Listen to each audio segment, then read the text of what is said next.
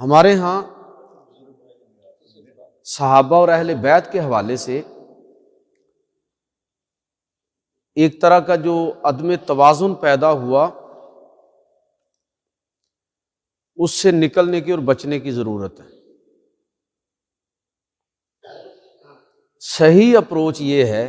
کہ ہر وہ چیز، ہر وہ شخصیت، ہر وہ فرد جس کا تعلق بھی رسول اللہ صلی اللہ علیہ وسلم کے ساتھ ہو، حضور سے جس کی نسبت ہو، اس کا احترام کیا جائے، اس کا ادب کیا جائے۔ آپ دیکھیے کہ ہمارے علماء اس معاملے میں اس درجے محتاط ہیں، وہ کہتے ہیں کہ عرب شریف کہنا چاہیے اور عربوں کی بدخوئی نہیں کرنی چاہیے، بس خاموشی اختیار کر لیں۔ یعنی اتنی عقیدت اور محبت عربوں سے کس وجہ سے ہے، یا اس سرزمین سے کس وجہ سے ہے کہ اس سرزمین کی اور وہاں کے رہنے والوں کی جو نسبت ہے وہ رسول اللہ صلی اللہ علیہ وسلم کے ساتھ ہے۔ تو اس چیز کو ذرا پیش نظر رکھتے ہوئے ہمارے ہاں جو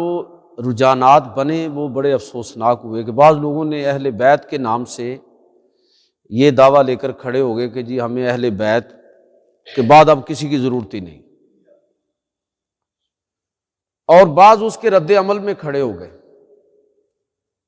اور صحابہ کا تذکرہ اس انداز میں کیا کہ اللہ تعالیٰ معاف فرمائے کہ جیسے یعنی یزید کو بھی رضی اللہ تعالیٰ عنہ قرار دے دیا، اس سے ایک طرح کا عدم توازن پیدا ہو گیا۔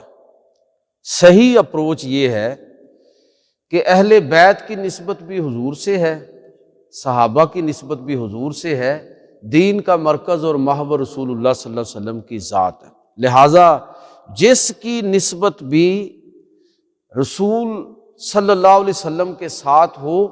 اس کا ادب کیا جائے، اس کا احترام کیا جائے۔ اللہ تعالیٰ نے بھی تو ہمیں یہی سکھایا نا، لا اقسم بہذا البلد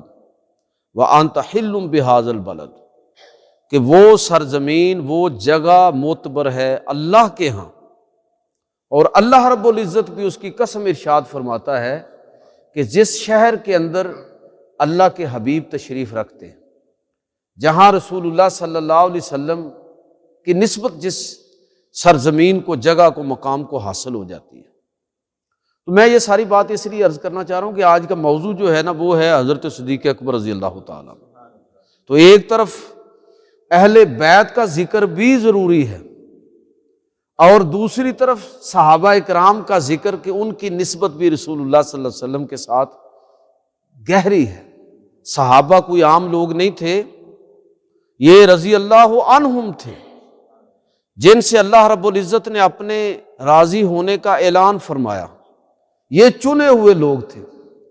یہ اللہ کے پسندیدہ لوگ تھے جن کو اللہ نے چنا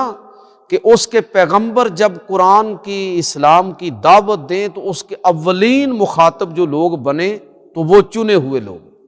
صحابہ، جنہوں نے اس دعوت کو قبول کیا اور پیغمبر صلی اللہ علیہ وسلم کے مشن کو اپنی زندگی کا مشن بنایا۔